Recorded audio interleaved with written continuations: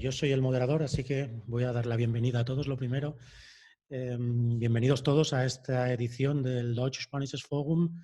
Sabemos todos que, bueno, estamos en una situación excepcional y la iniciativa que teníamos previsto primero planear en Colonia, lógicamente no la vamos a poder hacer y hemos decidido, con la ayuda de la Fundación Konrad Adenauer y del señor Wilhelm Hofmeister sobre todo, hacerlo de forma virtual. Como se lleva diciendo desde hace meses, este es un escenario imprevisible sobre el que no tenemos referencias anteriores para buscar soluciones. Es una crisis sanitaria, es una crisis social, humanitaria sin precedentes, que ya en España sobre todo se ha cobrado miles de víctimas y en España especialmente grave en comparación con otros países del entorno europeo. Muchos de nosotros que somos ciudadanos, que vivimos en Alemania, sobre todo también la asociación del Deutsche Spanisches Forum, lo vemos un poco desde la distancia. Primero porque no podemos viajar y segundo porque vivimos la gravedad del problema en España y vemos la ligereza con la que, como hablamos al principio, este problema se está tomando en Alemania. Por eso hemos querido también invitar a expertos, sobre todo porque la situación no ha terminado, todavía no se ha solucionado y queríamos ver más o menos la opinión de expertos en diferentes campos como la política, como la economía y como el aspecto social para analizar las consecuencias que está teniendo este coronavirus en España. Y hoy nos hemos juntado aquí en Zoom. Espero bueno, que les guste a todos y, bueno, como sabéis, estáis invitados a participar. A la derecha hay un chat, hay una ventana donde se pueden plantear preguntas. Vamos a empezar primero con unas ponencias de los expertos invitados y a la derecha pues podéis plantear preguntas. A mitad de tiempo más o menos empezaremos a plantear las preguntas. Si alguno la quiere plantear en forma de vídeo, Martín está de administrador un poco y quizá lo podemos activar y puede dar la pregunta, puede hacer la pregunta en formato de vídeo. Sin más que añadir, yo paso la voz al profesor doctor José Tudela Aranda, secretario general de la Fundación Jiménez Abad de Estudios Parlamentarios y del Estado Autonómico y letrado de las Cortes de Aragón. Señor José. Muy bien, pues primero muchas gracias al Foro Hispano-Alemán, por supuesto, a la Fundación Konrad Adenauer, a Wilhelm, a Martin, que ya son viejos compañeros de viaje, y muchas gracias por poder tener esta oportunidad. Me corresponde realizar un análisis político de la situación.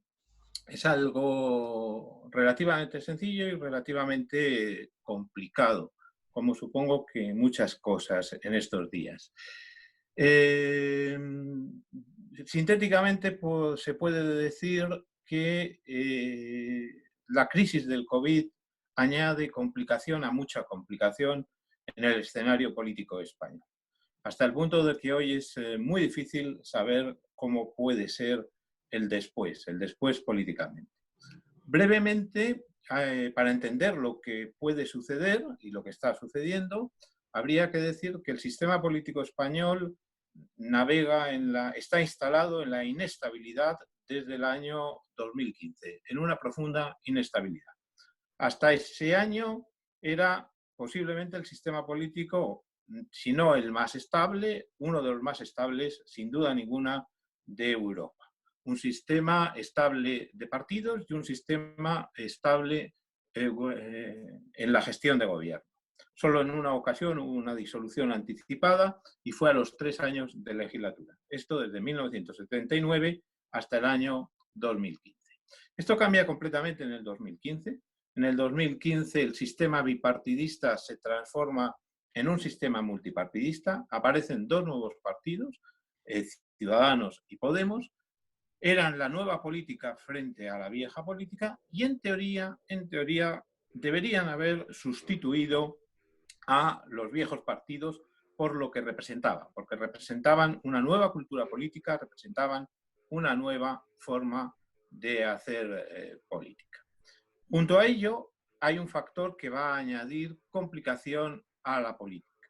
Si hasta el año 2015 la estabilidad había sido la nota dominante, era también porque tanto el Partido Popular como el Partido Socialista se apoyaban en uno de los partidos, en los partidos nacionalistas, vascos y catalanes, fundamentalmente en los catalanes porque por su importancia numérica era superior. En ese largo periodo de casi 40 años, el nacionalismo vasco y catalán había complementado la mayoría a Partido Popular y Partido Socialista, dándoles una estabilidad bastante rotunda.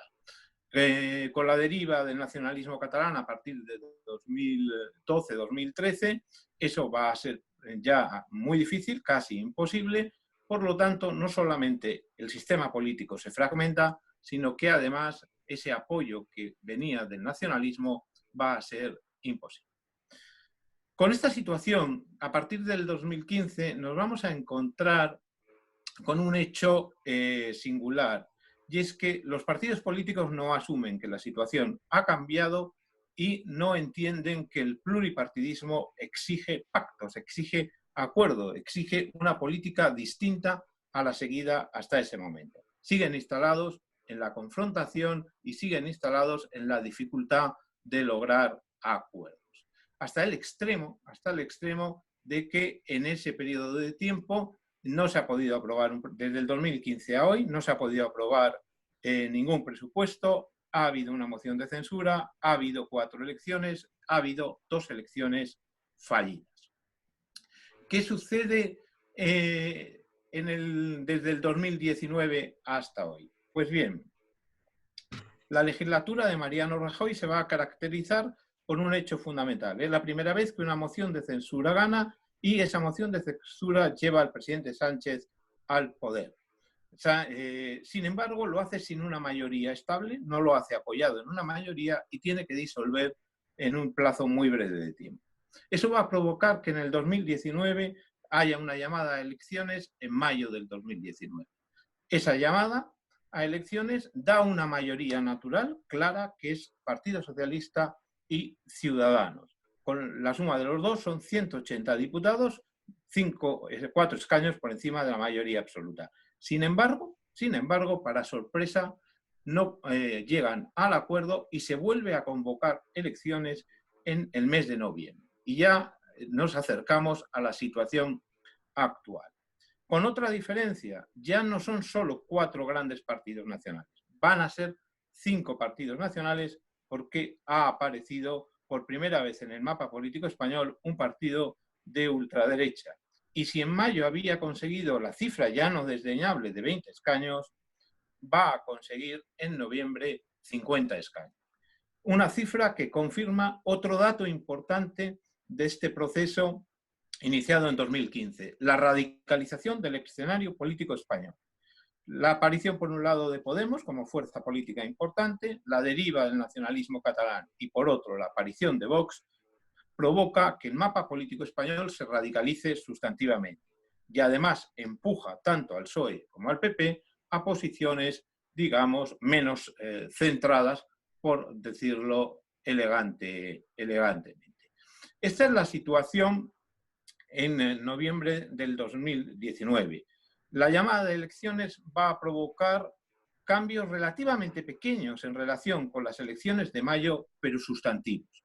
Esos cambios van a cifrarse primero en el crecimiento de Vox. Vox pasa de 20 a 51. Hay que tener ya mucho cuidado con lo que eso está significando, con el sustrato social. Segundo, que PSOE y Ciudadanos ya no pueden formar mayoría. La única mayoría transversal sería un pacto PSOE-PP. Eso es imposible en la política española y contra todo pronóstico, porque también es una sorpresa, al día siguiente de las elecciones el presidente Sánchez y el líder de Podemos anuncian un acuerdo de coalición entre el Partido Socialista y Podemos. ¿Por qué es una sorpresa? Pues porque la razón de las elecciones de noviembre del 19 fue, entre otras cosas, que el presidente Sánchez dijo que nunca pactaría con Podemos, que nunca pactaría ni con Podemos ni con el independentismo catalán. Pues bien, al día siguiente de las elecciones anuncia un acuerdo de coalición, un acuerdo de gobierno con el partido Podemos y además que se abre a una negociación que la necesitaba con las fuerzas independentistas catalanas. Finalmente, como todo el mundo sabe, se consigue un acuerdo para la investidura y hay un gobierno de coalición Podemos-Partido Socialista. Podemos-Partido Socialista que está apoyado en 155 diputados, más el apoyo puntual de fuerzas políticas menores. Para las votaciones importantes va a necesitar siempre el apoyo de Esquerra Republicana, ya que Junts per Catalunya parece que no lo va a dar, pero por lo menos el de Esquerra Republicana. Junto a eso, en la derecha hay que insistir en la radicalización del voto. Ciudadanos prácticamente desaparece, queda con 10 diputados, condenado a ser fuerza marginal. El Partido Popular no consigue beneficiarse de ello y, por el contrario, Vox se va hasta los 51 escaños, repito, porque a veces creo que es un dato que se nos olvida. Ya es un mapa muy complejo. Era un mapa que auguraba una legislatura muy compleja, aunque el programa político del gobierno es un programa muy ambicioso de reformas muy importantes. Pero insisto, con 155 diputados y dependiendo siempre de la aquiescencia de Esquerra Republicana de Cataluña, era un programa difícil y una situación complicada. Por eso he empezado esta exposición diciendo que el COVID, la crisis del COVID, va a implicar complicación sobre la complicación. Voy a intentar sintetizar, por lo menos en mi opinión, las variables que introduce esta crisis. Unas variables que han empezado a verse en las votaciones de estos días. El primer dato significativo, que me parece que ha quedado un poco diluido, es que el gobierno ha salvado en 2 ocasiones la prórroga del estado de alarma gracias al voto del Partido Popular.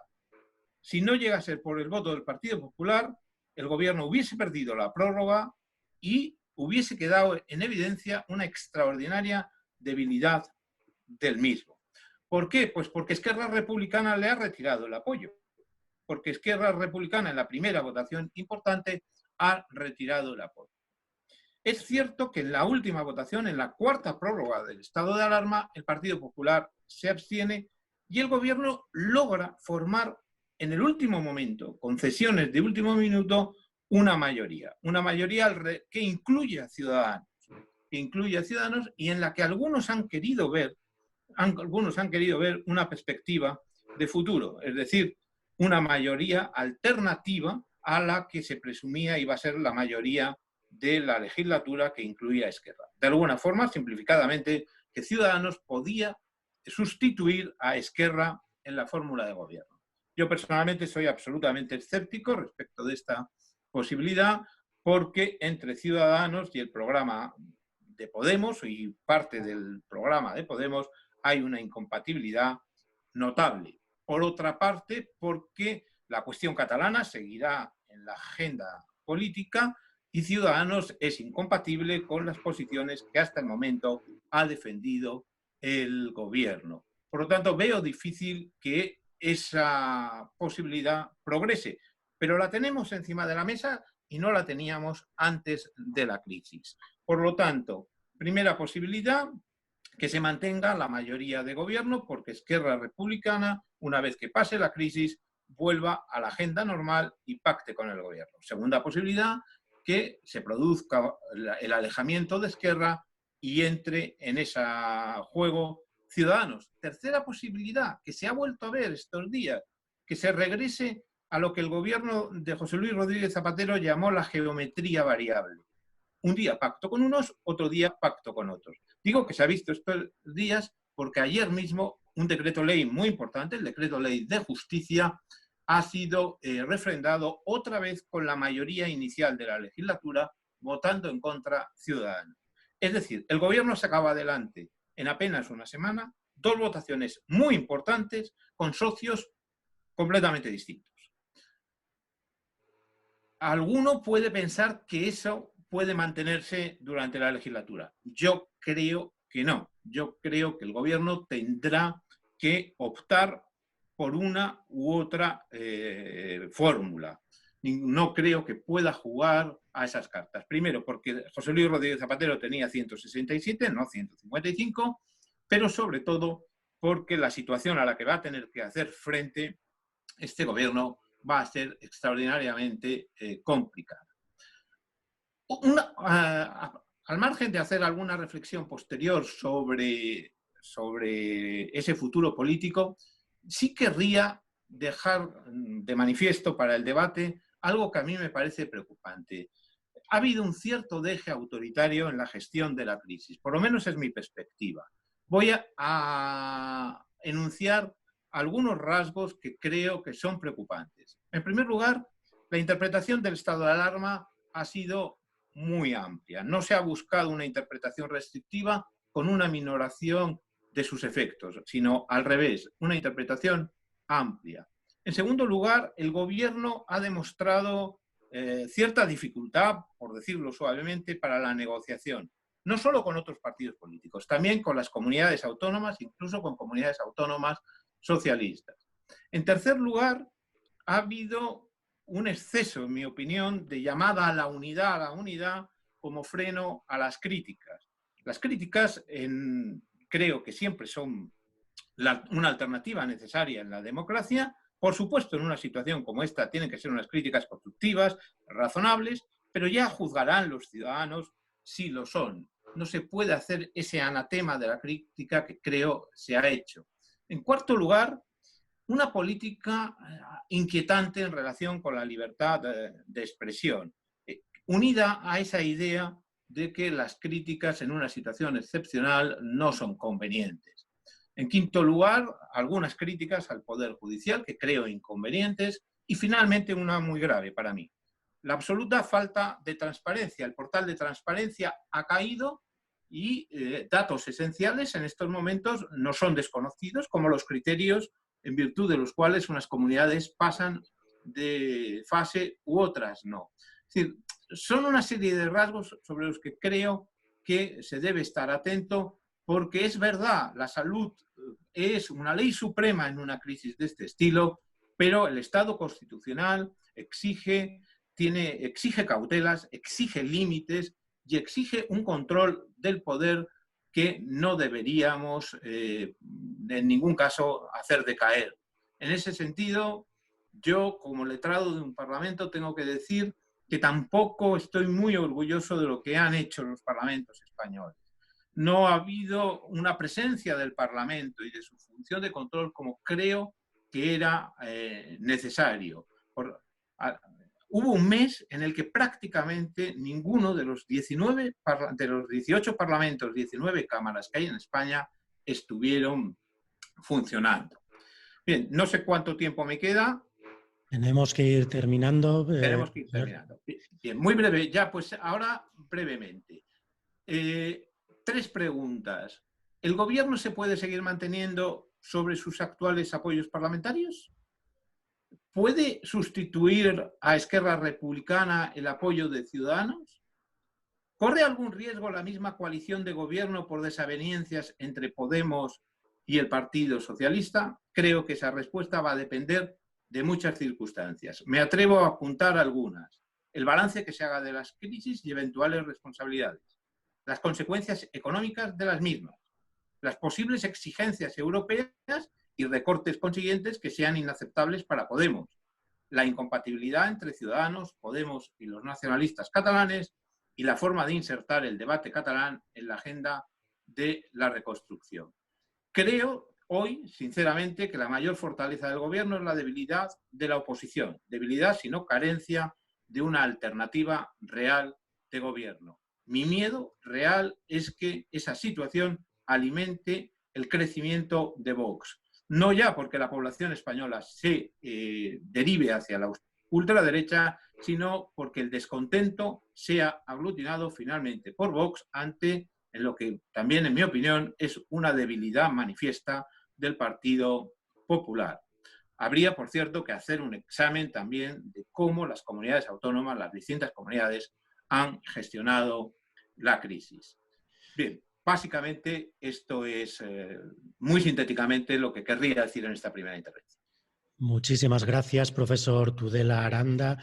Es un escenario difícil y volveremos seguramente a ello con las preguntas del público.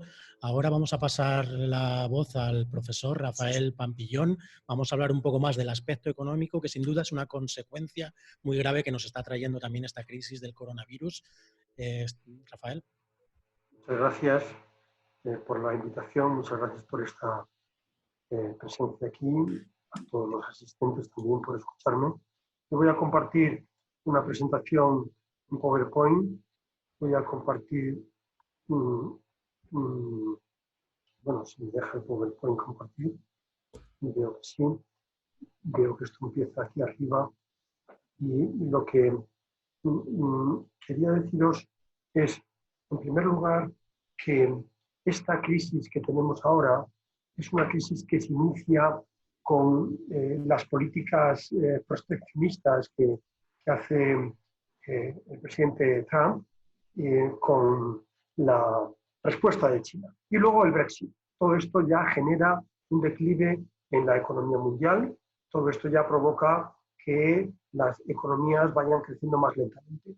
El coronavirus efectivamente ya le da una estocada muy potente con crecimientos muy negativos, con un colapso en todos los países prácticamente del mundo, para lo cual tienen que salir los bancos centrales, los gobiernos, incluso, pues, lógicamente, la Comisión Europea, que todavía está pendiente de la aprobación de un plan para intentar que salgamos de esta situación. Las materias primas se han ido por los suelos, no hay demanda de petróleo, no hay demanda de materias primas, porque se ha parado gran parte del aparato productivo y como consecuencia, pues países para nosotros muy cercanos, como son países de América Latina, pues están sufriendo la caída en sus ingresos en dólares y por tanto están sufriendo mucho la crisis provocada por el COVID-19.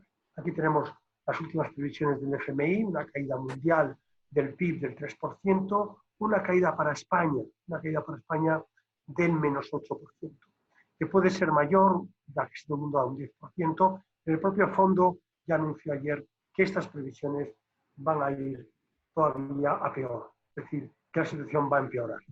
Vemos cómo se estabiliza la pandemia, vemos cómo de uno que teníamos como el 6 de abril se ha ido cayendo, se ha ido reduciendo. Lo único que preocupa aquí es América Latina. América Latina es la que tiene ahora más dificultades para salir, es la que está creciendo la pandemia, pero España, Italia, Europa ha reducido, Estados Unidos mantiene una situación grave y en todo caso lo que tenemos ahí es una reducción a nivel mundial. España, aquí vemos claramente una caída en la mortalidad, lo cual permite tener unas políticas mucho más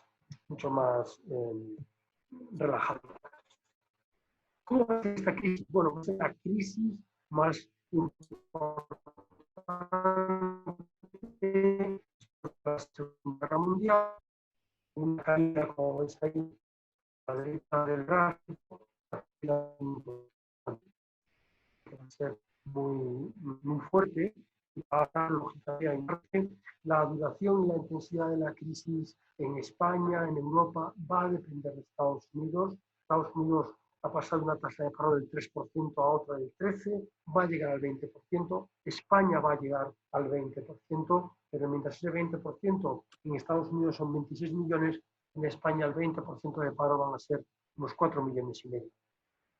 China, que es la segunda economía del mundo después de Estados Unidos, se ha estabilizado y la prioridad en política económica, la prioridad para las empresas es que se evite la destrucción del aparato productivo, que pueda continuar en condiciones de normalidad. Y para ello hay que dar liquidez a las pequeñas y medianas empresas, hay que dar liquidez a los autónomos, hay que solucionar las fuertes disrupciones en los flujos de caja que están teniendo las empresas y para ello los bancos centrales se han puesto en modo súper laxo.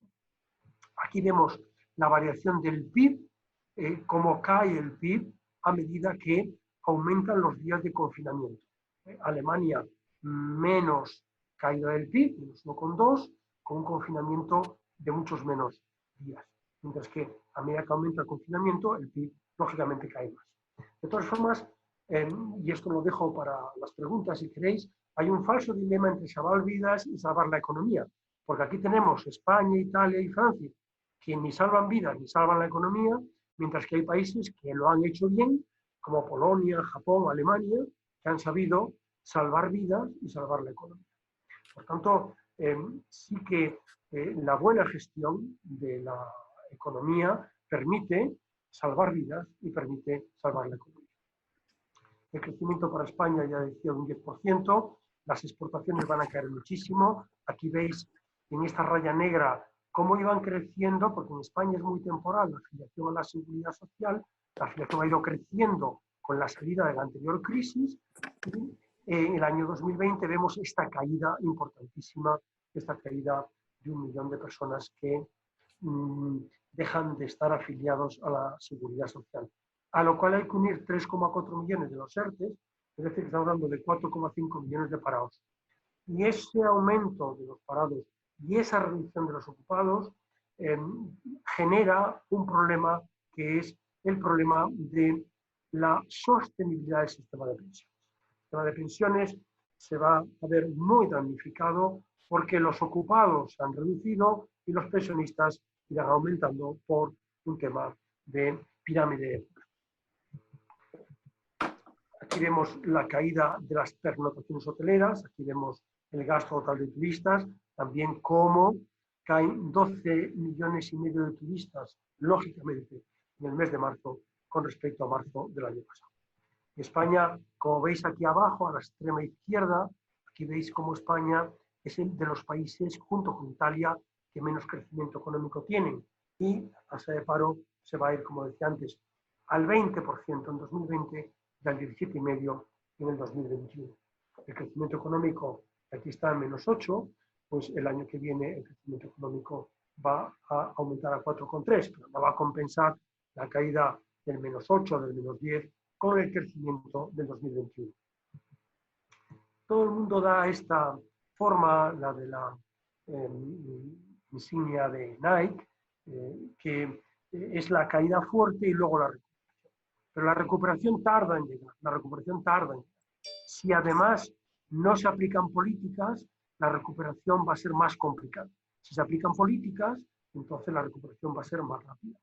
Aquí vemos la misma signo de Nike, lo vemos aquí de alguna manera, cómo a lo largo del año 2020 el turismo doméstico va a empezar a subir, cómo van a empezar a subir pues, los eventos corporativos y las conferencias, el turismo internacional un poquito más tarde, todo va a funcionar de una manera mejor en el futuro. O sea que va a ser una caída fuerte en el segundo trimestre, más que el primero que cayó un 5% intertrimestral, una caída fuerte en este segundo y luego mejora en el tercero y el cuarto trimestre del año.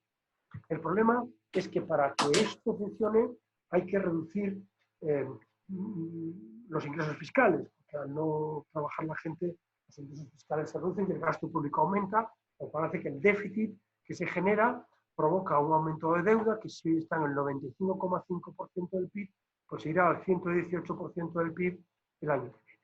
Desgraciadamente, esa deuda pública es la que está comprando con un presupuesto de 900.000 millones de deuda pública, afortunadamente, el Banco Central Europeo, y junto con esos 900.000 millones que el Banco Central Europeo compra para todos los países de la zona del euro, tenemos también el Banco Europeo de Inversiones, el Mecanismo Europeo de Estabilidad y el programa de gasto de SURE, que es un gasto fundamentalmente para mejorar el empleo. Son 100.000 millones en marzo, 540.000 millones en abril, y estamos pendientes de la aprobación por la Comisión Europea de 1,5 billones para un fondo de recuperación, que no voy a detallar. Tampoco voy a detallar ahora los retos pendientes que tiene la economía española, retos pendientes que están ahí, que están en el frigorífico a la espera de que salgamos de esta, pero que sería bueno tener puesta la cabeza en ese cambio productivo y tecnológico que tiene que generarse en España, los cambios que tiene que producirse en la población, que no voy a entrar por el tiempo, que también Es muy breve. Y ya la última transparencia, voy a ver si lo puedo hacer con más tranquilidad. La última transparencia es la situación. ¿Cómo está la economía española? La economía española está colapsada. De las economías que más les está cayendo la producción, que más les está cayendo el empleo, un 10%. Siguen pendientes las reformas estructurales, la mejora del aporte productivo, sigue pendiente la absorción de las nuevas tecnologías, la industria 4.0, el aumento del gasto en investigación. Sin embargo, sigue habiendo una energía muy barata, un precio de la electricidad muy bajo. De hecho, el dato que ha publicado hoy el INE sobre la inflación interanual de abril es del menos 0,7, de que en los últimos 12 meses los precios han caído un 0,7%. El turismo se desploma de una manera brutal en el primero y el segundo trimestre. Las exportaciones van a caer este año un 27%, lo cual significa que la producción industrial dedicada hacia las exportaciones van a sufrir mucho. En el mercado inmobiliario hemos tenido noticias ayer de una caída en las transacciones de compra y venta de viviendas en marzo del 18%, una caída del 18%. Sigue habiendo una gran incertidumbre, como acaba de explicar muy bien el que me ha precedido el uso de la palabra. Pues yo estoy abierto a las preguntas que me queráis hacer y aquí no sé si se ha visto bien o no se ha visto bien, porque tengo aquí puesto. Muy bien. ¿Sí? Sí, perfecto. Señor Pampillón, muchísimas gracias. Recordamos a todos que pueden hacer preguntas a través del chat que tenemos abierto. Ha hablado del dilema entre la economía y salvar vidas. Sin duda es un tema del que podremos hablar con los invitados, y también del colapso económico. Continuando, o como consecuencia del colapso económico, también hay consecuencias sociales, y para hablar de esto tenemos hoy con nosotros a Raúl Flores, coordinador del equipo de estudios de Cáritas Española en Madrid. Hola, Raúl. Hola, muy buenas tardes. Muchas gracias, José, y muchas gracias a todos los asistentes.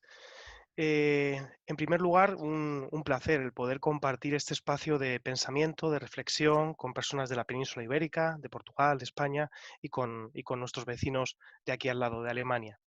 En primer lugar, me gustaría comenzar mi reflexión planteándonos en qué situación nos encontrábamos cuando llegó la crisis del COVID-19. ¿Cuál era nuestro punto de partida? La crisis sanitaria, que como ya han comentado se está convirtiendo en una crisis social, llegó a España en un contexto en el cual todavía había más de 3 millones de desempleados.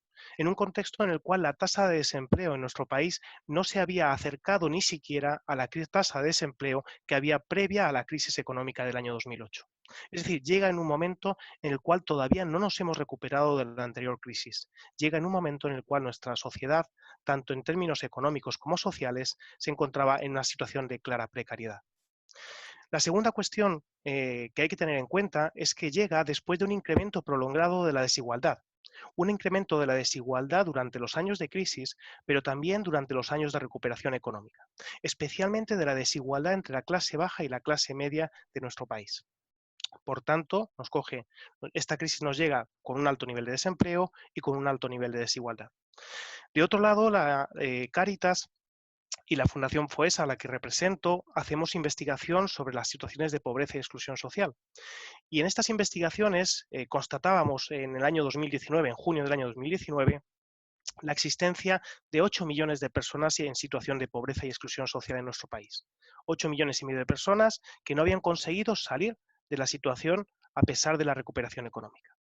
Y por último, la fotografía del momento en el cual llega la crisis del COVID-19 se completa con 6 millones de personas que conformaban lo que denominamos la sociedad insegura.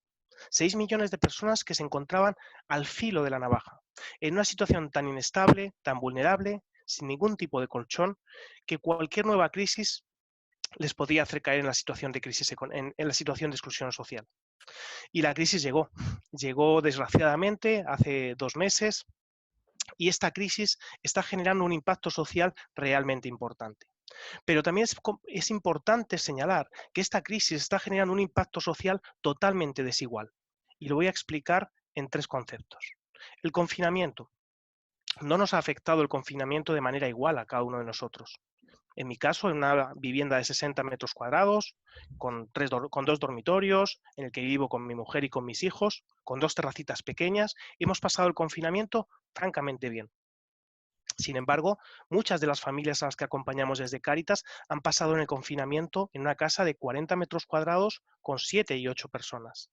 En el extremo más importante, muchas familias han pasado el confinamiento en una habitación realquilada en la que compartían 2 adultos y 2 niños, en un piso en el que compartían con otras 2 familias. Esta es la realidad de una parte de la población en España. Pero el impacto social también ha sido desigual en las cuestiones económicas. No es lo mismo afrontar esta situación de crisis cuando hay una nómina más o menos estable, prolongada, que lleva tiempo viniendo a casa, ya no digamos 2 nóminas, que afrontar esta situación cuando una familia depende de los ingresos de un autónomo, que si no sale a la calle, que si no produce día a día, no consigue ingresar. Obviamente el impacto está siendo diferente para todas esas personas que han caído en el desempleo por esta crisis. Estamos rozando todavía casi los 4 millones. No podemos decir también lo mismo de cómo afrontan esta crisis todas aquellas personas que han entrado en ERTE, como comentaba mi predecesor, ¿no? Ese ERTE que casi va a poder terminar el mes de mayo en torno a los 3,8 o 4 millones de personas. Esto supone que esas personas, esas familias ingresan el 70% de lo que ingresaban antes. Si una familia ingresaba 2.000 euros, vaya, 1.400 no está mal del todo, pero si ya ingresaba 850 euros, ¿cómo se puede vivir con menos de 600 euros?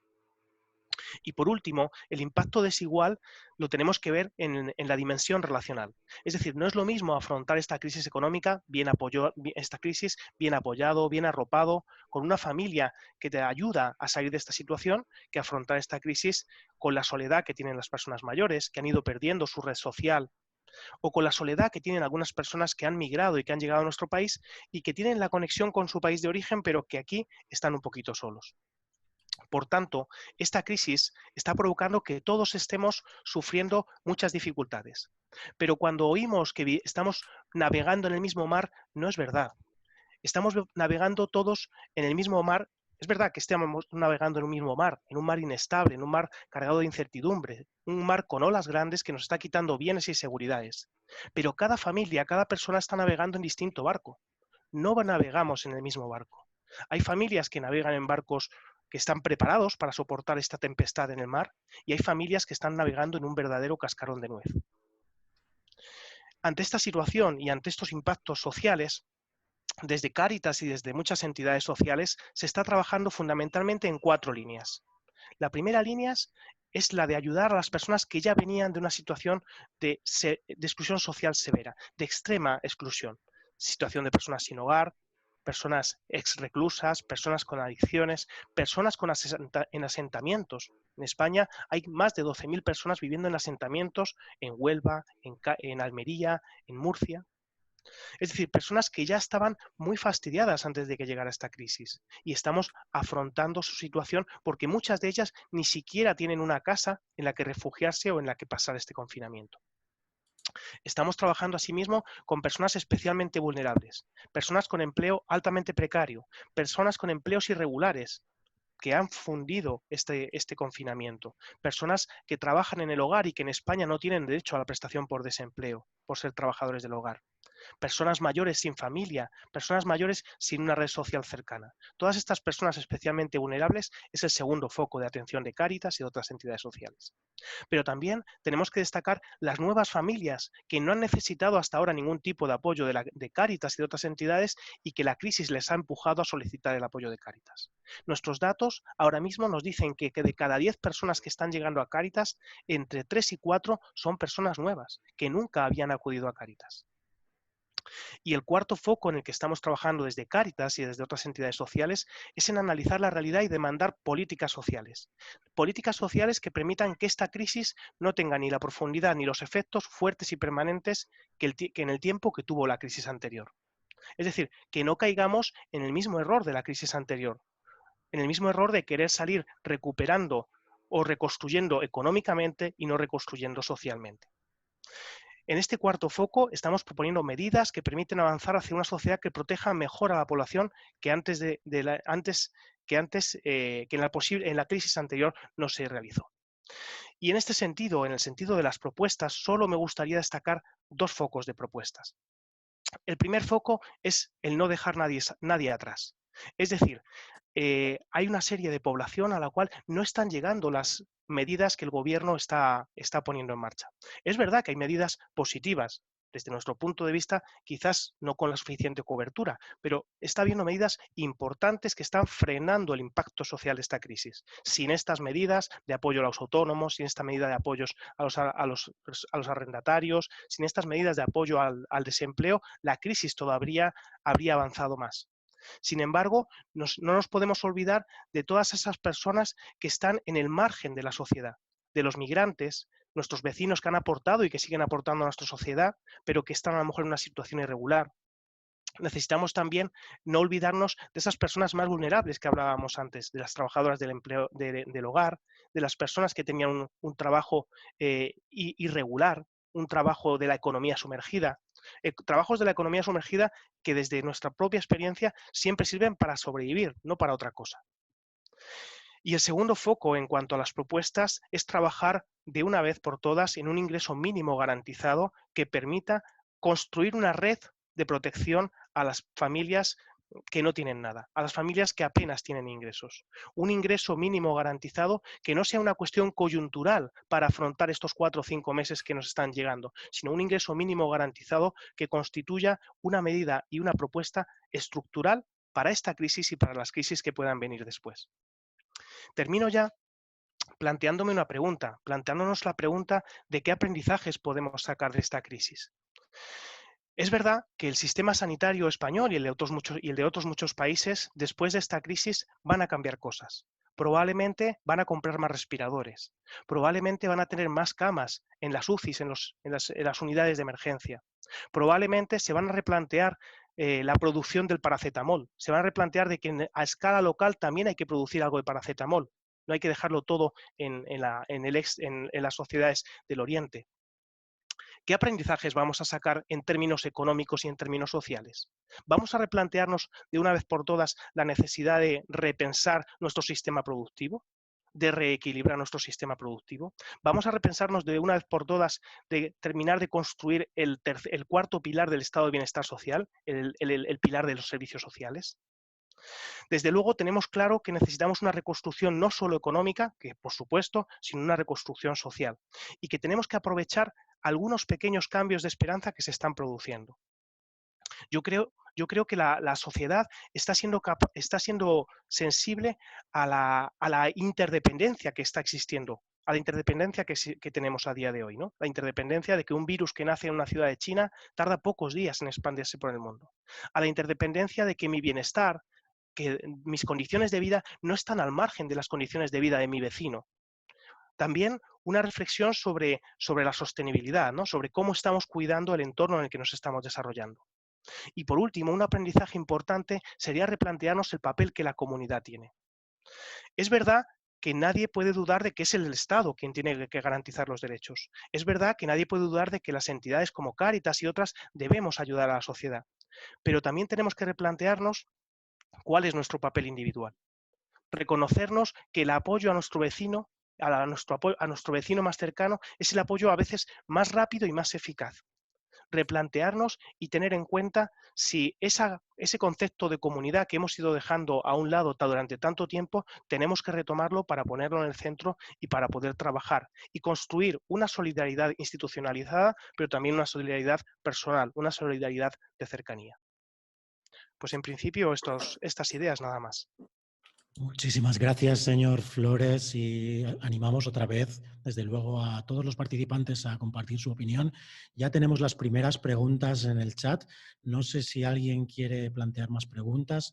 Veo a representantes del Instituto Cervantes, veo a conocidos de instituciones de Colonia. Os animo de verdad a participar en este debate con preguntas propias. Tenemos la primera, como decía, y va dirigida, según entiendo, al doctor Rafael Pampillón. La pregunta la hace Edu y habla de que la mayor diferencia entre los países de algunos países europeos es que han sabido manejar mejor la crisis financiera, mientras otros países como España, Portugal, Italia y Grecia estaban en parte soportadas por la ayuda financiera de otros países europeos. En estos países también se exportan servicios como el turismo y, contando con la reducción del turismo que va a provocar esta crisis, ¿cómo va a ser la recuperación?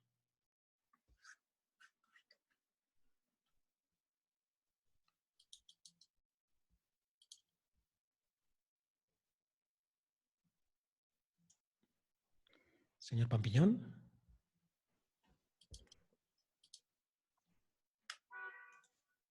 Bueno, parece que tenemos problemas con la conexión. Vamos a continuar entonces. Yo tendría una pregunta para el profesor.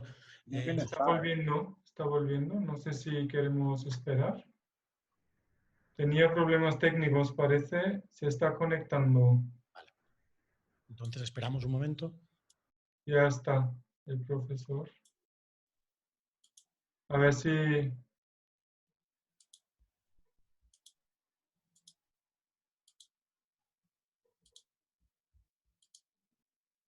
Ha entrado. Sí. Pero no sé si...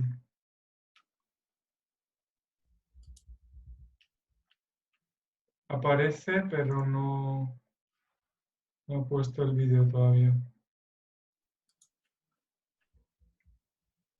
Yo le avisaré de la pregunta, ¿vale? Como está por escrito aquí también, en cuanto él esté conectado. Perfecto. Yo tendría una pregunta para el profesor José Tudela y es, visto desde Alemania, donde estamos muchos de nosotros, echamos en falta la política de consensos que hay, por ejemplo, en este país. Nos preocupa que en situaciones como esta, pues los países, los partidos españoles tiendan mucho a la confrontación, aunque se hayan visto unos acuerdos que quizá eran impensables hace tiempo. Creemos que falta esta política de consenso en España. ¿Qué hay que hacer en España para llegar a este tipo de políticas? No quiero decir que sean como las alemanas, que son quizás muy, no sé, excesivas de tener en cuenta. Sí, singulares. Exacto. Bueno, yo creo que esta es una de las grandes cuestiones de la política española, sinceramente. Muy aceleradamente lo he intentado decir. Además, los partidos españoles no han asumido el nuevo escenario político. Un escenario multipartidista es un escenario que obliga al pacto, obliga al acuerdo, en ocasiones acuerdos transversales con los que a lo mejor están un poco más alejados de ti. Eso no lo han entendido ninguno de los partidos españoles, ni el Partido Popular ni el Partido Socialista, pero tampoco Podemos ni Ciudadanos en su momento. Vox lo dejaría en otra escala. No han entendido esa necesidad. Ha llegado esta crisis y yo no soy de los que creo que sin más tiene que haber una adhesión, sin más no tiene por qué haber acuerdo en todo, no tiene por qué no haber críticas. Yo defiendo la posibilidad de críticas, es más, cuando el poder se concentra como se ha concentrado y como necesariamente se concentra en cualquier situación de excepción, la crítica tiene que estar abierta. Pero dicho eso, tiene que haber un espacio para el acuerdo. Un espacio para el acuerdo presente y para sentar las bases de acuerdos. Mi percepción es que ninguno de los partidos hace nada y está en disposición de buscar ese acuerdo. Se hace alguna manifestación, pero es más para el escenario que real. Sinceramente, yo creo que desde el gobierno no ha habido voluntad de negociación real. He dicho, no ya con los partidos, tampoco con las propias comunidades autónomas. Ha sido una política bastante unilateral. Y por parte del Partido Popular, que es el principal partido de la oposición, tampoco ha habido una propuesta clara de acuerdo y de pacto. El único partido que ha mostrado esa senda ha sido Ciudadanos, pero hoy es un partido con solo 10 escaños y también se puede entender como parte de su táctica política. ¿Qué sucede? Bueno, yo creo que hay dos cosas. La política española está ya instalada en el tactismo, en un tactismo puro. No se mira más allá de lo inmediato, y lo inmediato es el poder. Es el poder y una visión muy unilateral del poder. Y en segundo lugar, también, y yo creo que esto singulariza a la política española ya de forma más estructural, la política es muy sectaria. La política española es muy sectaria y ese sectarismo en la izquierda y en la derecha, en los dos lados del ámbito ideológico, dificulta mucho los acuerdos. Comprender que el otro puede tener razón y comprender que yo no la tengo siempre y que la sociedad es más plural de lo que yo represento. Y eso me parece que es uno de los principales problemas que tenemos para construir los grandes acuerdos transversales que son necesarios tanto para la parte económica como la parte social. Porque si hay una certidumbre es que no va a ser posible ni la reconstrucción económica ni la social sin grandes acuerdos transversales. Muy bien, muchísimas gracias. No sé si ya tenemos en línea al señor Pampillón, Martín. Estaba, pero ha vuelto a salir. Parece que tiene problemas. Le he vuelto a mandar la pregunta, pero mientras tanto han llegado 2 preguntas más, parece. No sé. Tenemos una pregunta. Primero. Gracias. Tenemos una pregunta que nos llega por parte de Ramiro, en la que menciona: me gustaría mencionar el colapso inmediato de la cultura y la educación en tiempos de epidemia, las cuales considerábamos hasta hace semanas pilares irrenunciables de nuestra civilización. ¿Esto hará más frágil a nuestra sociedad? La pregunta es un poco abierta a nuestros 3 invitados. No sé quién quiere contestar. Bueno, yo por mi parte podría contestar a la pregunta, obviamente adheriéndome a la sugerencia que hace o al análisis que está planteando, pero además querría plantear una cuestión más concreta dentro de esa parada técnica de la cultura y de la educación, y es el incremento de la brecha educativa que está produciendo esta crisis en muchos niños y en muchas niñas en nuestro país. La institución educativa, el colegio, no deja de ser un espacio que intenta generar una igualdad de oportunidades, que intenta acortar las diferencias sociales, económicas y culturales que tienen los niños y las niñas que van al colegio. Unas veces lo consigue con mejor resultado, otras veces lo consigue con peor resultado, pero desde luego es una institución que nos iguala, es una institución que nos acerca más o menos a la misma casilla de salida. Sin embargo, cuando llega esta crisis y el colegio la educación deja de estar dentro de las paredes del colegio y la educación se traspasa a las paredes de cada una de nuestras casas, esa brecha social, esa brecha entre niños y niñas rápidamente se incrementa. Se incrementa porque los software, los hardware que tienen los niños y las niñas en cada casa, las conexiones a Internet no son las mismas. Y por tanto el seguimiento de las actividades educativas desde las clases no son las mismas. Se incrementa porque hay niños y niñas que tienen papás y mamás que pueden echarles una mano con los deberes, que pueden explicarles lecciones, que pueden incluso ayudarles, y hay niños y niñas que tienen unos papás que bien por su trabajo o bien por sus capacidades y por sus niveles de estudios no pueden acompañarles. Por tanto, estamos entonces ante una nueva consecuencia, un nuevo elemento, una dificultad que está acompañando esta crisis, y es el incremento de esa brecha educativa y el que muchos niños y niñas de entornos sociales y de familias con mayores dificultades van a tener muy difícil no quedarse descolgados en este proceso educativo. Muchísimas gracias, señor Flores. Señor Pampillón, le saludamos. Se había ido un momento de la conferencia. La conexión. No sé si ha recibido ya la pregunta o si quiere que la reformulemos. Sí, tengo de Martín una pregunta sobre un país como España o como Grecia, un país como Italia, como Francia, son países que han sufrido más el coronavirus, son países turísticos, no sabemos qué va a pasar este verano y es evidente que de esta crisis tenemos que salir todos juntos y que más Europa es mejor que cada país intente resolverlo por su cuenta. Es una crisis que nos afecta a todos los países y por tanto debemos de solucionarlo entre todos. Es una oportunidad para dirigirnos hacia los Estados Unidos de Europa. Es una oportunidad para homogeneizar más nuestros sistemas fiscales.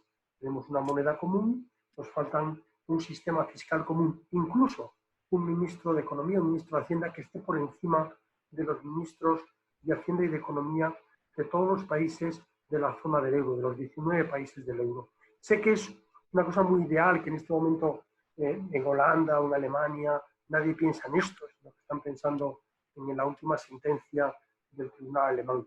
Pero creo que va a ser mucho más eficiente que desde la Comisión se organicen las cosas de manera que no tengamos que soportar deudas públicas inasumibles en el futuro, de forma que o bien con deudas perpetuas, como si después de la Segunda Guerra Mundial, que se podrán luego liberalizar o no, o a través de los presupuestos que se generen para que los sectores como el turismo, que son tan importantes para reducir el paro, por ejemplo en España o en Italia, que es donde hay que poner el foco ahora, el sistema financiero que funcione bien. Por eso el Banco Central Europeo, que se encarga de que los bancos den liquidez y crédito a la economía, y que ahora los bancos están bien, no como en la crisis anterior, que los bancos sigan estando bien y que puedan dar ese crédito. Yo creo que hay muchas cosas por hacer para salir de esta crisis y creo que hacer hincapié en los sectores intensivos en mano de obra en países como España, Italia o Francia, en el sistema bancario, para que dé financiación a la economía. Y en tercer lugar, acercarnos a la frontera del conocimiento para cambiar nuestro modelo productivo en uno más competitivo. Muchísimas gracias. Tenemos otra pregunta, volviendo al tema de Europa, de Pepe Plaza. Un momento, porque tengo que subir el chat. Ahora tenemos varias preguntas. Hablando de la brecha económica, si España tiene una parada técnica en la era post-COVID, si no, habrá una brecha económica y surgirá un bloque norte-sur dentro de la Comunidad Europea, con países como Italia en los que dependemos de las ayudas de otros países. ¿Cómo nos están viendo desde la UE y si los políticos españoles son conscientes de cómo nos están viendo? Quizás sea una pregunta para el señor Hofmeister, o si no, quien la quiera contestar, el señor Pampillón seguramente también tenga la posibilidad de responder. ¿Cómo nos ven desde Europa? Pues desde Europa ya sabemos cómo nos ven. Desgraciadamente no hemos sabido hacer nuestros deberes. Desgraciadamente salimos de la crisis en la primera mitad del año 14 hasta el año 19, hasta el año pasado, hasta diciembre, hemos tenido ahí unos años de expansión, de crecimiento, unos años en que la economía española ha abierto al exterior su producción. Hemos generado una apertura en que las exportaciones de bienes y servicios han pasado de ser el 23% de nuestro Producto Interno Bruto al 34%. Incluimos en esas exportaciones de servicios al turismo. Y España supo salir de aquella crisis, pero los gobiernos no supieron reducir el déficit. Los gobiernos no supieron reducir el déficit y con ello la deuda. Y nos estamos con unos niveles de deuda iguales a los que teníamos justo después de la crisis en el 2013. Y eso se hizo mal. Habría que haber crecido menos, pero de manera más equilibrada, es decir, con ajustes fiscales más importantes. Entonces, claro, ¿cómo nos van a ver los demás? Nos ven como alguien que no ha hecho sus deberes en la época expansiva. Y ahora en la época contractiva lógicamente, podríamos endeudarnos. ¿No? ¿Podría hacer una pregunta al respecto? Of course. Es que has marcado una fecha que para mí es referente, 2014-2015. Yo he insistido en la inestabilidad política en la que está instalado España desde el 2015. ¿Asocias ese defecto en la política económica a esa inestabilidad política? ¿Crees que eso puede influir en el futuro?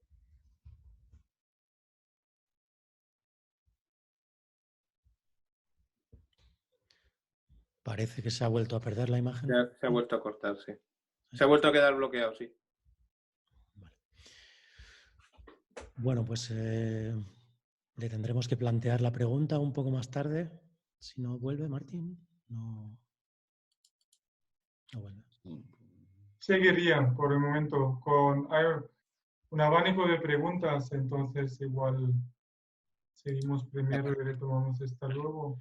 Bien, tenemos también otra pregunta de Niklas Mayer, que primero agradece las presentaciones de todos los ponentes y su pregunta es: ¿cuál es la opinión pública en España con respecto a la respuesta del gobierno a la pandemia? ¿Saldrá el PSOE como perdedor de la crisis por haber permitido, por ejemplo, la marcha del 8M? Bueno, yo creo que sobre esta pregunta casi cada uno puede tener una contestación. Tenemos percepciones y alguna encuesta que sí dice que hay una cierta erosión del voto al Partido Socialista, pero que también lo compensa en parte por la erosión de Podemos. Las encuestas que se están publicando, que yo no considero demasiado fiables, son, por la coyuntura, por ser muy coyunturales, son encuestas que señalan prácticamente una estabilidad en el reparto de voto izquierda-derecha. Solamente el Partido Popular ganaría algo a costa de Vox y el Partido Socialista ganaría algo a costa de Podemos. Es decir, una cierta moderación del espectro político en las encuestas. Pero yo creo que es muy pronto para saberlo porque tendremos más datos en la resaca, cuando los ciudadanos sean más conscientes de lo que ha pasado en términos sanitarios, en términos de vidas humanas y también en términos económicos. Yo tengo la sensación de que hoy por hoy la sociedad está todavía bajo el impacto, bajo la primera ola.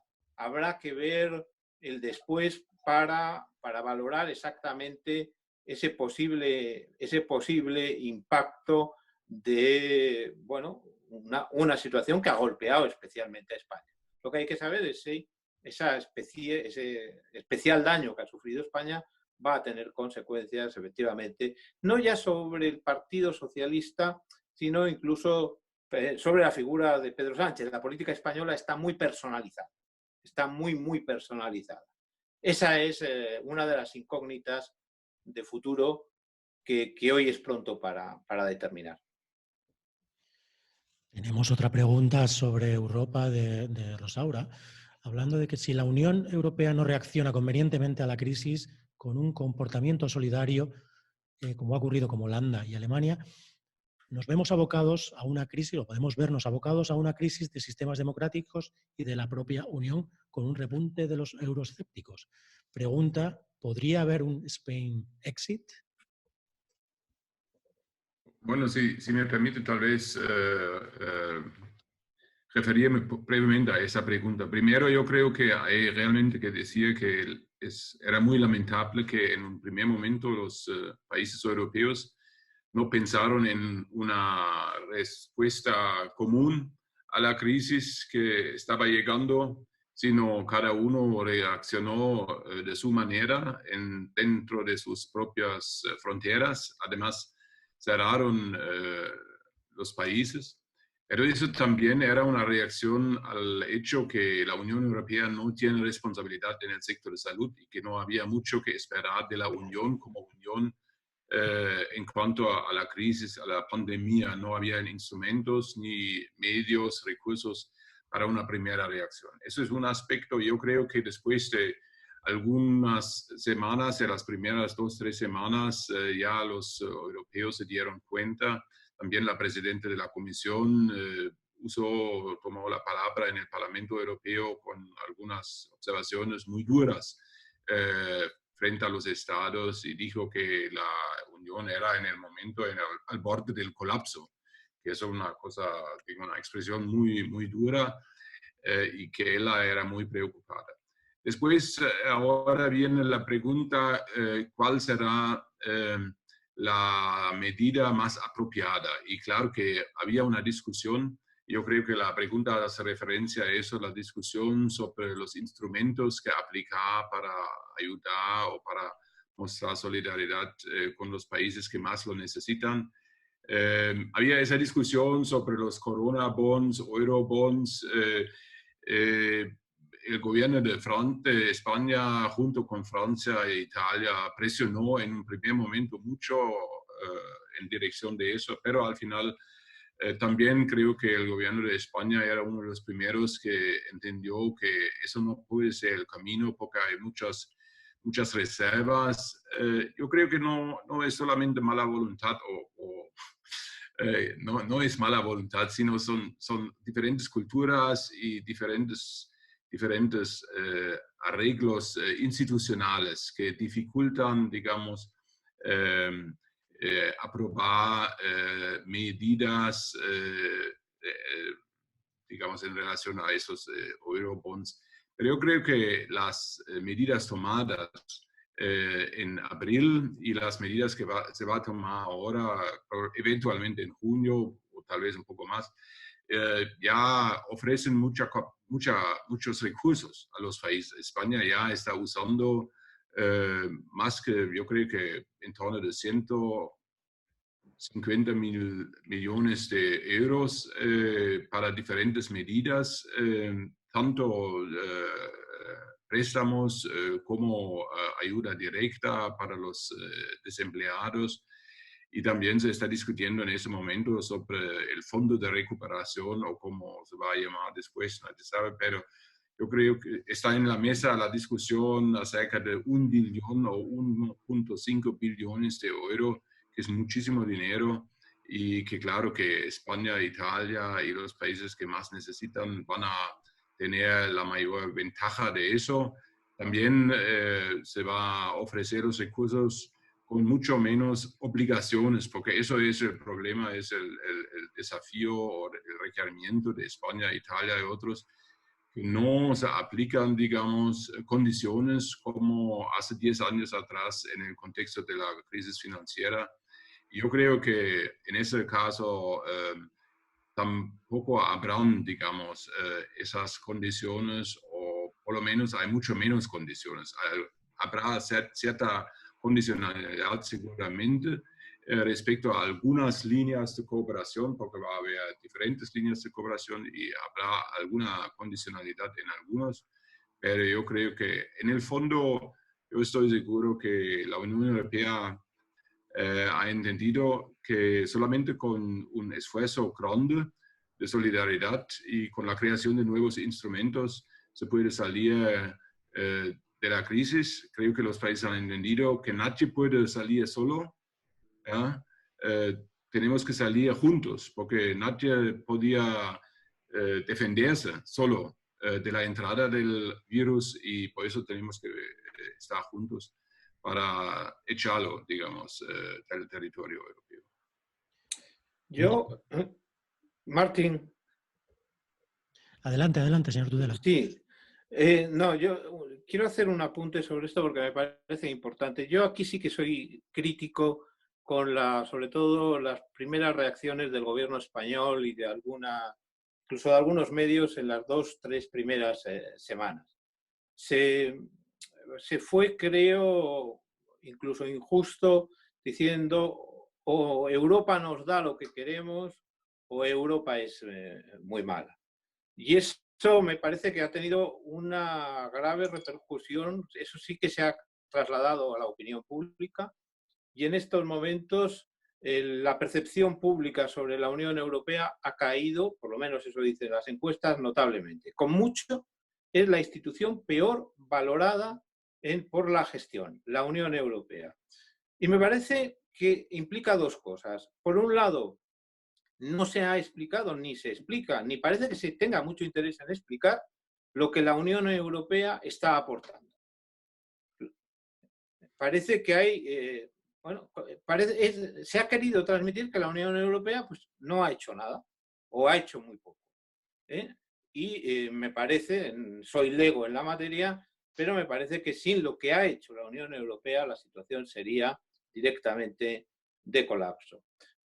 En segundo lugar, eso me da miedo, me da mucho miedo, porque ese España Exit puede ser soportado básicamente por grupos políticos situados en los extremos, y estoy pensando en estos momentos especialmente en Vox, pero puedo pensar también en la extrema izquierda. Si la situación económica empeora, estos grupos pueden crecer y ese discurso de España Exit puede crecer también. Y desde luego, si algo creo que todos tenemos claro, es que a pesar de lo que se diga, España no tiene ningún futuro fuera de la Unión Europea. Nos gustarán más o menos, nos parecerán más o menos suficientes las medidas, pero sin esas estaríamos mucho peor. Me parece que no se ha hecho la suficiente pedagogía, o por lo menos la que habría que haber hecho en nuestro país. En eso sí soy muy crítico. Señor Tudela, nosotros somos pro-europeos ya no solo por convicción, sino también por necesidad, porque vivimos con un pie en cada país. ¿Cómo se puede cambiar esta situación, esta falta de confianza en la Unión Europea? ¿Qué hay que hacer para que España entienda los beneficios que Europa le ofrece? Bueno, yo creo honestamente que lo primero es que se diga lo que ha sucedido, que se expliquen bien las inmensas ayudas que la Unión Europea está facilitando en esta misma situación, que se desdiga ese discurso de que la Unión Europea no ha hecho nada o no ha sido suficientemente solidaria. Podemos pensar que puede ser más solidaria. Se puede decir que preferimos algunas otras vías. Pero lo primero que habría que reconocer y que transmitir a la opinión pública es que la Unión Europea está siendo decisiva para que esto se soporte. Me parece que esa pedagogía la tienen que hacer todos los partidos, pero muy especialmente el Gobierno de España. Y desde luego, por lo menos en las primeras semanas de la crisis, el discurso fue el contrario y creo que con unos efectos devastadores. Habría que empezar ya a reconstruir ese discurso y a decir que la Unión Europea, una vez más, está siendo decisiva para España. Muchísimas gracias, señor Tudela. Tenemos más preguntas. Tenemos una pregunta de Mario Kölling, que estuvo presente también hace 2 días en una charla similar que tuvimos en Alemania, bajo el auspicio de la Fundación Konrad Adenauer. Mario Kölling nos cuenta que ante la debilidad del gobierno, las sucesivas prórrogas del estado de alarma se basan únicamente en razones sanitarias. La pregunta es esa. Ante la debilidad del gobierno, ¿las sucesivas prórrogas del estado de alarma se basan únicamente en razones sanitarias? Es una pregunta que tiene una difícil respuesta. Tiene una difícil respuesta y es un gran debate. Es un gran debate en la opinión pública, pero también entre los juristas. Primero, si llegados a este momento, la última prórroga parecía necesaria, pero hay una duda sobre si llegados a este momento es necesario todavía el estado de alarma. En todo caso, desde luego, parece que si es necesario, si la respuesta es positiva, ya solo se debe simplemente a la necesidad de seguir restringiendo en cierta medida la libertad de movimientos, especialmente entre partes del territorio español, entre provincias, entre comunidades autónomas. Solamente debería estar vinculado a ello. Lo he dicho en mi exposición, por lo menos en mi opinión, se ha hecho una interpretación demasiado extensiva de lo que es una situación, el estado de alarma y los poderes que ello conlleva. El otro día me daban un dato en ese sentido elocuente.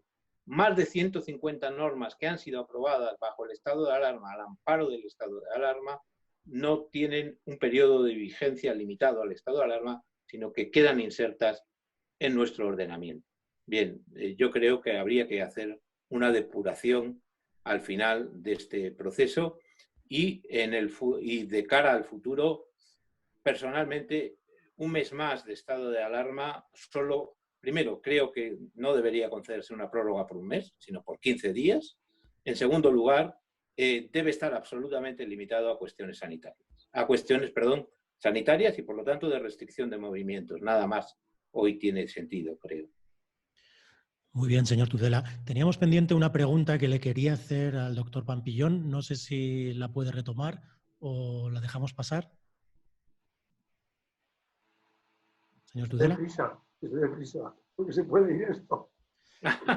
No, lo que le quería decir, hola, buenas, lo que le quería decir es hasta qué punto vincula esa mala gestión económica desde el año 2014-2015 con la inestabilidad política.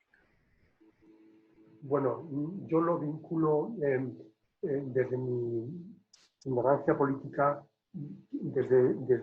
efectivamente desde mediados del 14 hasta el 19, que sí, son muchos años. Lo vinculo a la búsqueda de votos. Yo no sé por qué tengo siempre la sensación de que los que gobiernan para conseguir votos, no para ser jefes de Estado, hombres que lleven a la economía por el buen camino. Claro, el gasto público, lógicamente, pues genera votos. Y la reducción de impuestos, pues también. Y las comunidades autónomas, pues viven al socaire de los presupuestos generales del Estado.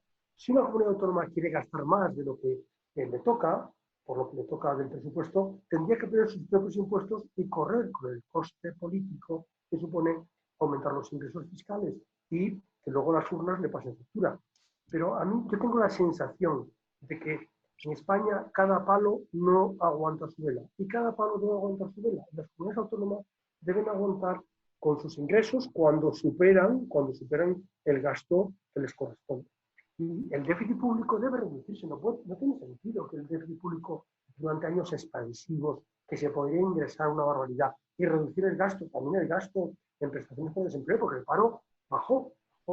del 26,9% del PIB al 13%. O sea, baja el paro, bajan los intereses porque también se reducen, bajan los impuestos públicos y lo lógico es que se reduzca el déficit y con ello la deuda pública. Y ahora nos encontramos en una situación de deuda muy elevada que va a ser muy difícil, lógicamente, que los mercados, a no ser por el Banco Central Europeo, pues que nos la compren, o que la deuda la emita la Comisión Europea y que sea Europa la que, a través de los coronabonos o los eurobonos, pues, gestione ese asunto. Pero sí que lo vinculo a la búsqueda de votos. Muy bien, muchísimas gracias, señor Pampillón. Tenemos también a otro invitado, al señor Flores, que bueno, le vamos a plantear una pregunta que nos hace Ramiro. Junto con cierta desconfianza y desilusión del ciudadano hacia el poder, Ramiro nos cuenta que también hay desconfianza distintiva, inigualada, del poder español hacia sus ciudadanos, que se refleja en el modo de no tratarlo como adulto o hasta el hecho de no fiarse y esconderse de la prensa y del público. En una crisis así, con esta desconfianza mutua muy dañina y un desgaste de energía común, ¿cómo tender puentes entre el ciudadano y el político para que la sociedad pueda trabajar junta? Bueno, yo creo que es una situación muy de emergencia y muy marcada por lo que estamos viviendo en estos días. Es una situación muy extraña en la que tanto la clase política, la que gobierna y la que se encuentra en la oposición, está adoptando respuestas y en estas respuestas no siempre está acertando. Yo creo que tenemos que permitirnos el que nos demos un tiempo de tranquilidad, un tiempo de aceptar que estamos en un momento complejo, de difícil relación y que tenemos que mirar un poquito más adelante. Que ese tejido de interacción, de confianza mutua entre ciudadanos y clase política se debe construir en el medio plazo. La clase política tiene que responder a las exigencias de la ciudadanía. O dicho de otra manera, la autoridad moral o el nivel moral de la clase política tiene que venir marcado por el nivel moral de la ciudadanía. La exigencia que la ciudadanía establezca, la exigencia que la ciudadanía transmita a su clase política, marcará el nivel que ésta adopte en adelante. Por tanto, no podemos esperar a que el cambio venga solo propiciado por la clase política, que mueve en ficha primero, sino que la ciudadanía debe ser una ciudadanía más activa, más comprometida, que realmente quiera participar de las acciones como ciudadanos que somos, y esa participación política de la ciudadanía es la que exigirá a los políticos una respuesta distinta. Cuando nos planteamos la crítica, por ejemplo, de que la clase política no está a la altura de la ciudadanía, en realidad estamos escondiendo una falsa realidad. Y es que la ciudadanía no está posicionada y no está llevando a la clase política a las exigencias que necesita. Culturalmente, la sociedad española tiene algunos déficits históricamente determinados, y entre ellos es el de la participación política. Nuestro nivel de participación política, nuestro nivel asociativo, nuestro nivel de sentirnos ciudadanos de pleno derecho y ejercer esa ciudadanía está muy por debajo de otros países de la Unión Europea. Y esto se refleja en estos momentos y esperemos que pueda ser uno de los elementos que se planteen como elementos a transformar. En este sentido, también me gustaría conectar con otra de las preguntas que ha habido anteriormente y que yo creo que es interesante, y es el papel de Europa el papel que Europa está jugando, ¿no? Comparto plenamente la opinión que planteaba José Tudela respecto a la importancia, respecto al papel positivo que está teniendo la Unión Europea y respecto al papel positivo que debe de seguir teniendo en el futuro. Para nosotros, para España, Europa es un contexto necesario y es un contexto de aprendizaje constante. Es un modelo en muchas circunstancias hacia el cual tenemos que seguir caminando. Y en este modelo, uno de los elementos que está todavía infradesarrollado es el pilar de los derechos sociales de la Unión Europea. Ese pilar de los derechos sociales debería de orientar muchas de las ayudas que están poniendo en práctica y que está poniendo en funcionamiento la Unión Europea. Es decir, la Unión Europea ya ha liberado mucho dinero, ya ha liberado muchas ayudas y muchas partidas para afrontar esta crisis, pero parte de esas ayudas deberían de estar reorientadas hacia el pilar de los derechos sociales, un pilar que tiene en cuenta las características de la sanidad, Un pilar que tiene en cuenta las características de la educación, por responder a la otra pregunta que planteábamos antes. Un pilar que tiene en cuenta el derecho a unos ingresos mínimos, a una renta mínima por parte de toda la población. Por tanto, el papel de la Unión Europea está siendo importante, seguro que todos le encontramos críticas y cosas a mejorar, pero está siendo importante, va a serlo en el futuro y debería de estar bastante más orientado hacia el pilar de los derechos sociales. Muchísimas gracias, señor Flores. Creo que se va a tener que ir, me han dicho por ahí por el chat. No sé si tiene tiempo para acompañarnos todavía un poco más. Un poquito más. Muy bien. Tenemos otra pregunta que nos envía Federico sobre la Unión Europea, diciendo que, bueno, independientemente de todo lo solidario que puede ser Europa con intención de sanear la economía, ¿podría pasar que se cansen de financiar malas gestiones y que terminen hasta interviniendo la economía española? Señor Pampillón.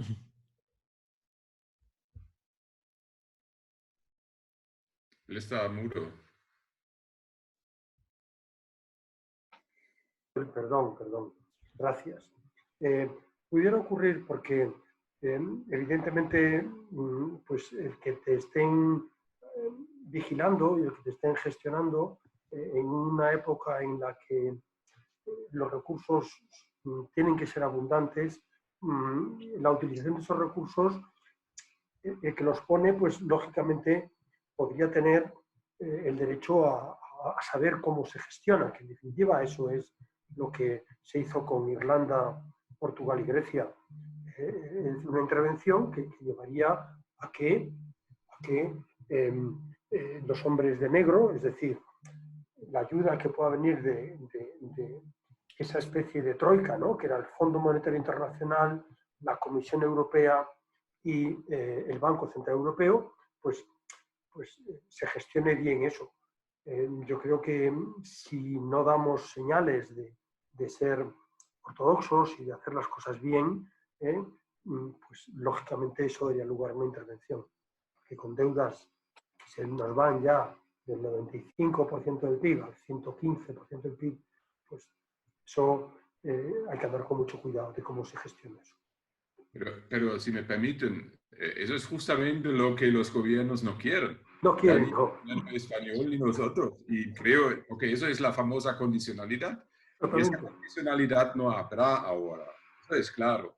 También en cuanto al focus de la ayuda, digamos, en el aspecto social, los gobiernos están defendiendo su posición para decir, nosotros los gobiernos vamos a decidir qué vamos a hacer con el dinero. Es decir, la Unión Europea probablemente no va a condicionar su ayuda a ciertos aspectos o cierta gestión social, sino primeramente lo que los bancos necesitan dinero para pasar el dinero a las empresas, a la economía.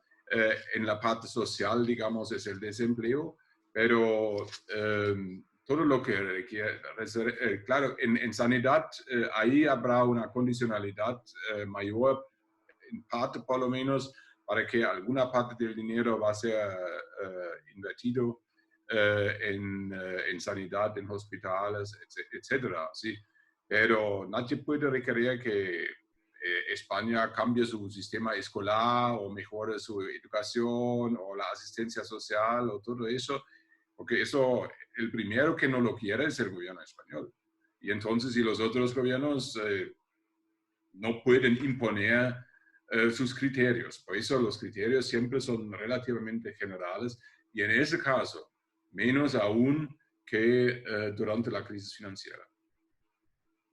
Muchísimas gracias, señor Hofmeister. Yo creo que vamos a ir terminando, ya no tenemos más preguntas. No sé si quieren decir nuestros invitados una última palabra para este debate. Muchísimas gracias a todos, a todo el público, desde luego, por la participación. Y quizá el señor Tudela quiera decir una última palabra sobre la crisis. Bien, como resumen, dos ideas. Una primera, más Europa, pero ese más Europa también nos compromete a nosotros, nos compromete a hacer mejor nuestras tareas y a ser en ese sentido también solidarios. Pedimos solidaridad, pero nosotros tenemos que ser solidarios también con Europa haciendo mejor nuestras tareas. Y en segundo lugar, que me gustaría ser un poco más optimista en relación con el tema estrictamente político, pero tengo que reconocer que no lo soy. No veo a nuestros partidos, sinceramente, en una actitud proactiva, en una actitud de predisposición al acuerdo. Y junto a ello decir que también me gustaría que se asumiesen responsabilidades en todos los niveles de gobierno, tanto a nivel del gobierno central como a nivel de las comunidades autónomas. La democracia española necesita que se depuren algunas responsabilidades. Los ciudadanos hay cosas que se han hecho objetivamente mal, no admite discusión, y los ciudadanos necesitamos que los responsables, bueno, pues simplemente asuman lo que es normal en una democracia. Creo que serían condiciones para un pacto que me parece absolutamente esencial entre fuerzas políticas de todo el espectro, desde Podemos hasta Ciudadanos, pero con unas bases más firmes que lo que es la política española actual. Muchísimas gracias. Señor Pampillón, una última palabra. Sí, bueno, que en todo este tema de la financiación que nos puede venir del Banco Central Europeo, desde Europa hacia los bancos, o del Instituto de Crédito Oficial hacia los bancos, que se dé esa combinación de nivel tecnológico, de iniciativa empresarial, de gente joven que sepa aunar pues, proyectos con financiación y con innovación.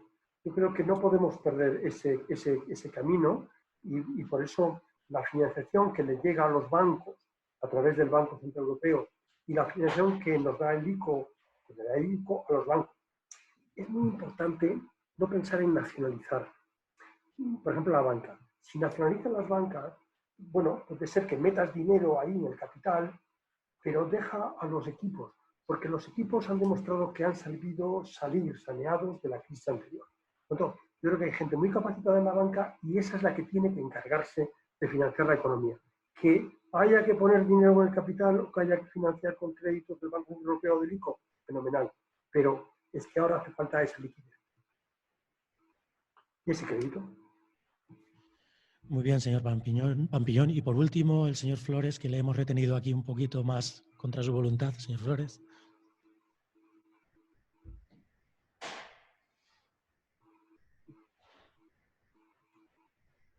¿Se escucha, no? ¿Se escucha, Martín?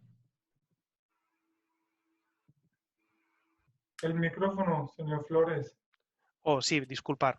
Decía que es un placer haber podido aguantar un poquito más. He retrasado la próxima reunión y bueno, hay veces que toca esperar y no pasa nada.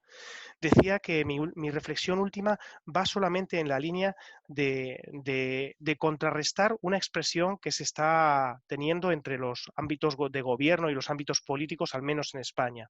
Es la reflexión de que tenemos que avanzar hacia una nueva normalidad. Desde mi punto de vista, no debemos avanzar hacia una nueva normalidad, sino que tenemos que aprovechar la oportunidad para construir una normalidad diferente. Una normalidad en la que repensemos nuestra economía, nuestros sistemas productivos, una normalidad en la que repensemos nuestro papel de cada uno de los estamentos, de los políticos, de los ciudadanos, de la sociedad civil, del sector privado en el conjunto de la sociedad, y una normalidad diferente en la cual repensemos cuál debe ser el papel de la persona, el papel de la economía y cada uno de nosotros en esta sociedad. Al fin y al cabo, la propuesta es construir una normalidad diferente en la que la persona esté en el centro de los intereses y de las decisiones políticas y en una normalidad diferente en la cual la cohesión social y el avanzar juntos sea algo que prime sobre otra serie de consideraciones. Muchísimas gracias, señor Flores. Ya terminamos entonces esta ronda de debate. Muchísimas gracias a todos los ponentes por su participación en este debate, por estas interesantes opiniones y estas interesantes teorías de la situación actual en España y de lo que puede pasar en un futuro a raíz de esta crisis del COVID-19. También muchísimas gracias al señor Hofmeister de la Fundación Konrad Adenauer por apoyar esta iniciativa en Colonia y apoyar esta plataforma o esta humilde plataforma de comunicación entre dos países que dentro de esa idea de más Europa, sin duda es más que necesaria. Y sobre todo también muchísimas gracias a todos los que habéis atendido y a todos los participantes por las preguntas tan interesantes. Y bueno, os esperamos, quizá haya otra ocasión de vernos todos de forma virtual o de forma real. Estamos a vuestra disposición y nos despedimos. Esperemos que os haya gustado a todos. Muchísimas gracias. Gracias.